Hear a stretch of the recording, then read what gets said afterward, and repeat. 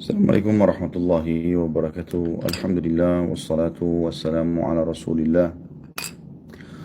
Saudaraku seiman, terus saja terulang permasalahan kaum muslimin yang sama di setiap akhir tahun Masehi atau Miladi, yaitu mereka ramai-ramai merayakan tahun baru Masehi.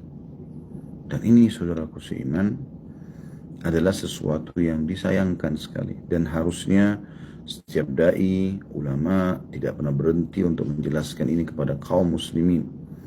Karena hal ini berhubungan dengan masalah banyak hal. Yang pertama, berhubungan dengan masalah sisi agamanya. Sisi agamanya. Dari sisi agama ini paling sedikit ada 4 hal yang harus kita perhatikan. Berhubungan dengan masalah akidah Anda. Akidah adalah prinsip dasar seorang muslim yang dia harus hidup mati untuk itu. Dalam akidah kita, baginda Nabi SAW bersabda, "Man tasyabaha biqaumin fahuwa minhum."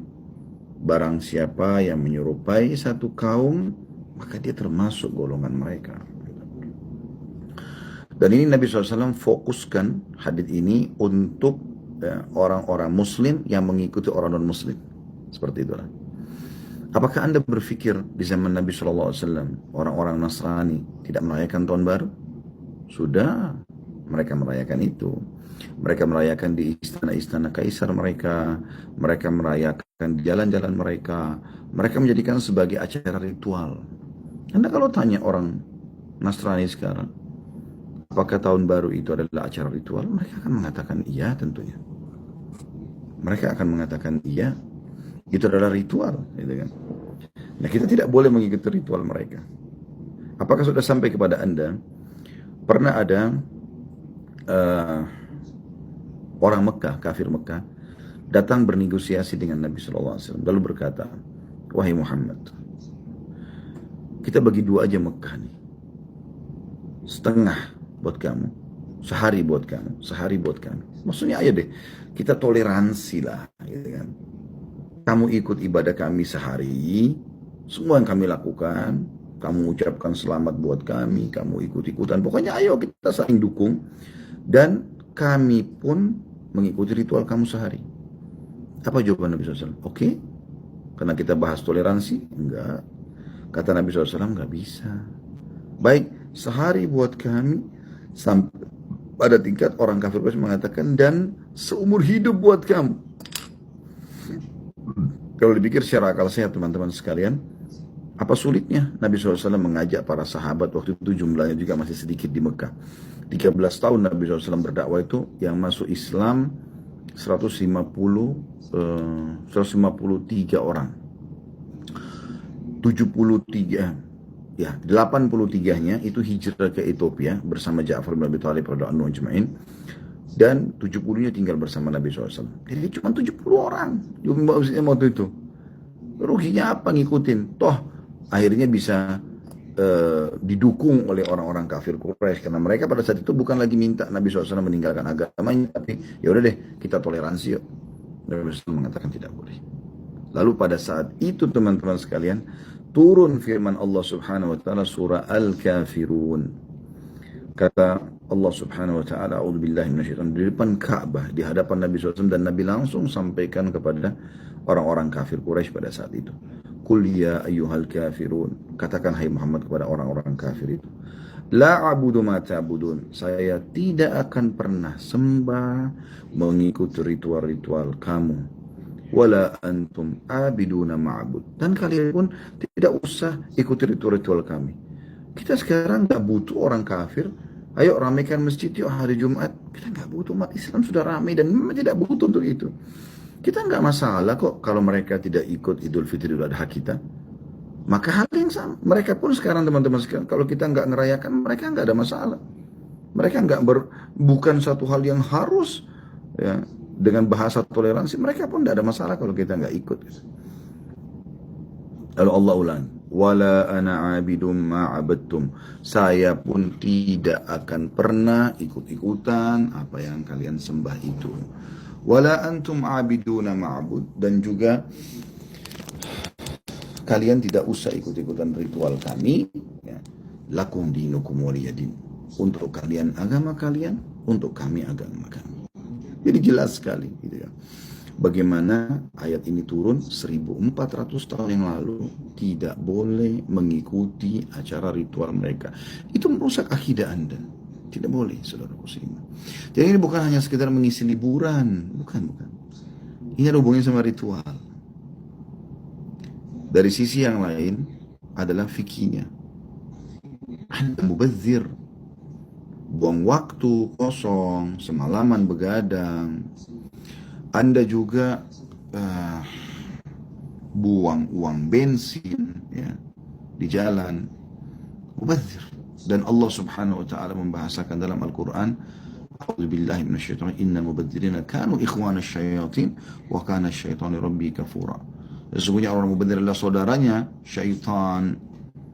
Syaitan musuh Allah dan akan musuh orang-orang beriman dan akan masuk ke dalam neraka.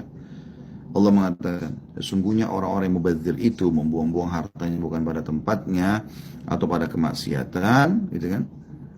Maka saudara syaitan, dan syaitan kufur kepada Tuhannya. Apa kata Nabi SAW? Tidak akan beranjak kaki seorang hamba pada hari kiamat sampai ditanya 4 hal. 4 hal ini ditanya. Salah satunya adalah hartanya. Dari mana dia dapatkan, kemana dia keluarkan. Apakah Anda siap menjawab itu, teman-teman sekalian? Harta itu dibagi 4 oleh para ulama. Yang paling pertama, yang paling berkah dan paling baik. Dan saya berharap semoga Allah SWT catatkan itu, dan teman-teman semua yang mengikuti acara kita ini, seluruh muslimin pun tidak terkecuali, kita berharap mendapatkan sumber halal dikeluarkan pada yang halal. Misal, hasil gaji, bisnis, halal semuanya, kita keluarkan untuk pembangunan masjid, rumah anak yatim, bakti sama orang tua. Kita lakukan semua itu. Kemudian yang kedua, ya, dari jenis harta ini yang kurang bagus ya, dan ini berdosa. Sumbernya halal, misalnya hasil kerjanya, hasil bisnisnya bagus, halal, tapi dikeluarkan pada yang haram, berzina, khamar, ya termasuk itu merayakan, beli petasan-petasan, mercon, ke karaoke, ke diskotik, yang sangat relevan dengan malam tahun baru lah. Mungkin teman-teman sudah tahu masalah itu. Betul. Halal sumbernya, tapi keluar pada haram, dan menjawab hari kiamat. Yang ketiga, berhubungan dengan masalah harta ini adalah sumbernya, ini buruk ini ya, sumbernya haram, misalnya dari hasil penipuan segala macam, dikeluarkan pada yang halal. Misal dia umrohin orang tuanya, dia bangun masjid, nggak boleh, karena sumbernya haram. Kata Nabi SAW, Inna Allah tayyibun, la yakbalu illa tayyiban. Allah itu suci, bersih, sempurna, nggak terima kecuali yang seperti itu. Dan yang terakhir, yang keempat, ini yang paling buruk. Sumbernya haram, keluarnya pada yang haram. Sudah hasil pencurian, larinya kepada perzinahan dan khamr. Dan ini umum terjadi. Semua uang haram itu larinya memang seperti itu. Subhanallah. Ya. Dan itu yang terjadi, teman-teman sekalian. Mubazir untuk apa? Itu dari sisi agama lagi ya.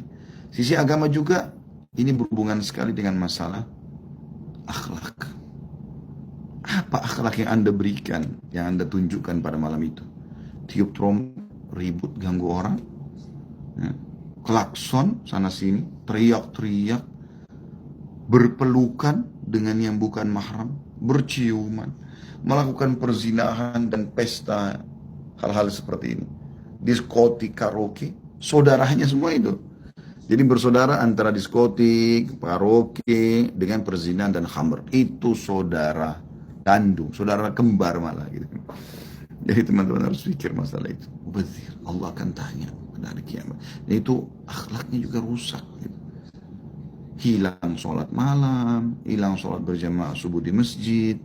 Kalau Anda meninggal malam ini, apakah Anda siap bertanggung jawab hari kiamat nanti? Menyesal, teman-teman sekalian. Penyesalan selalu datang terakhir. Ulama menganjurkan, anggap amal terakhir yang Anda lakukan itu, anggap amal yang sedang Anda lakukan, baik atau buruk, adalah amal terakhir Anda. Ingat kata Nabi SAW, seseorang akan ditutup dengan amal yang biasa dia lakukan. Kalau Anda biasa baca Quran, berdoa, sholat berjamaah di masjid, sholat malam, sedekah, bakti sama orang tua, semuanya, maka Allah akan tutup hidup Anda dengan itu. Cara mengetahui orang itu husnul khatimah dari situ. Dari situ kita mengetahuinya, dengan cara kita tahu, oh orang ini seminggu sebelum dia meninggal, dia sholat di masjid loh, dia sedekah loh, dia bakti sama orang tuanya loh, dan seterusnya. Dan kalau seseorang memberitahu su'ul khatimah, keburukan matinya, itu dengan cara ditahu juga sebelum terakhir dia meninggal dunia seminggu, apa yang dia lakukan seminggu itu. Oh ternyata dia sering berzina, Allah tutup dengan perzinahan itu, naudzubillah. Semoga Allah jaga kita semua dan kaum muslimin. Atau mencuri, atau menipu, atau apa saja. Allah akan tutup hidupnya dengan itu. Begitu sabda Nabi SAW. Dari sisi lain masih yang salah, masalah poin pertama agama ya. Dari sisi akidahnya rusak, dari sisi fikihnya juga ada pelanggaran, agama tadi mubadzir. Dari sisi akhlaknya nggak ada sesuatu yang Anda bisa tonjolkan di situ. Dari sisi dakwanya, apa yang Anda dakwakan? Oh, selamat tahun baru Masehi. Apa hubungannya sama Anda sebagai seorang muslim? Saya ulangi lagi. Di zaman Nabi SAW itu ada perayaan ini. Ada perayaan Natal, ada perayaan tahun baru. Pertanyaannya apakah Nabi lakukan? Padahal waktu itu kaum muslimin masih sangat sedikit. Mereka harusnya lebih mengumandangkan toleransi di poin itu kalau dianggap itu toleransi ya. Daripada zaman kita sekarang. Sekarang kita paling banyak di dunia kaum muslimin. Untuk apa gitu? Untuk apa saudara muslimin? Dari sisi sosial, apa yang Anda berikan di sisi sosial? Ribut, trompet sana sini, macet jalanan, perkelahian terjadi. Oh banyak hal. Dan dari sisi ekonomi juga, kenapa Anda tidak menggunakan harta Anda pada hal yang lebih bermanfaat? Gitu kan? Kan bisa dipakai untuk yang lebih bermanfaat. Misal, bensin mobil itu dipakai untuk ngajak teman-teman sama-sama sholat subuh berjamaah di mana yuk gitu. Ada juga poin yang saya ingin titik beratkan. Ini pendapat saya pribadi tentunya. Tanpa mengurangi penghormatan kepada siapapun gitu ya. Ada juga orang muslimin yang sibuk merayakan tahun baru ini dengan acara ritual mereka. Ritual kita maksudnya orang Islam. Dengan pengajian, tablik akbar, zikir akbar atau apalah namanya. Saudaraku seiman, jangan dihubungkan dengan tahun baru Masehi. Ini acara ritual mereka. Kenapa antum tarik ibadah kita, misalnya pun, ke acara mereka? Untuk apa? Apakah Anda sudah kehabisan waktu? Allah sudah buat kita sehari punya 5 waktu menghadap dengannya. Azan dikumandangkan, hayya ala sholah, hayya ala falah, ayo menuju menyiapkan sholat. Ayo menuju kepada kemenangan. Satu hari 5 kali kita ritual. Alhamdulillah. Kita mau baca Quran setiap saat. Kita ada zikir pagi petang. Kita bisa bakti sama orang tua setiap saat. Hidup pun sudah meninggal mereka. Kita bisa berbuat baik pada fakir miskin setiap saat. Kita bisa berzikir setiap saat. Kita bisa buat tablik akbar setiap saat. Kenapa dihubungkan dengan tahun baru? Apakah Nabi SAW dan para sahabat pernah ya, oh ini karena tahun baru Masehi, ayo kita buat tablik akbar atau pengajian? Pernahkah itu? Kalau Anda mengatakan kan untuk mengisi waktu anak-anak muda muslim. Bukan begitu. Jelaskan kalau itu tidak boleh. Anggap hari ini tanggal 31 Desember 2019 sama dengan hari-hari yang lain. Malamnya sama dengan malam-malam yang lain. Tidak usah diistimewakan. Karena Anda seorang muslim. Saya tidak bicara orang muslim itu hak mereka tentunya. Allahu a'lam.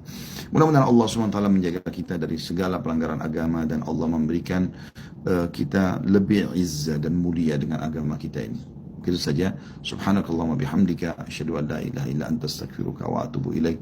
Assalamualaikum warahmatullahi wabarakatuh.